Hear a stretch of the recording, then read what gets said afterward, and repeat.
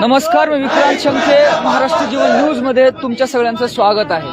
मी आता महाराष्ट्रातील लोणावळा या शहरामध्ये आहे आणि तुम्ही पाहू शकता की मनोज जरांगे पाटील यांच्या नेतृत्वामध्ये मराठा आरक्षण मोर्चाची जी आगेकूच मुंबईच्या दिशेने होताना दिसत आहे. तर याच टप्प्यावर आता हे सगळे मराठा आरक्षणाचे आंदोलक लोणावळा येथे आहेत आणि तुम्ही पाहू शकता की अतिशय उत्साहामध्ये हे सगळेजण दिसत आहेत. आपल्यासोबत जे आंदोलक आहेत त्यांच्याशी आपण चर्चा करणार आहोत. सर, काय नाव आहे आपलं? आनंद बबराव पाटील, राहणार लातूर.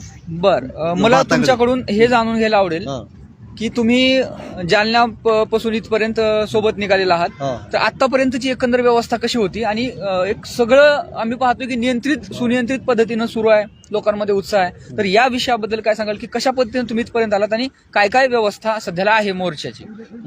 आम्ही आंतरवालीपासून निघालेले आहेत. आंतरवालीपासून जसे जसे टप्पे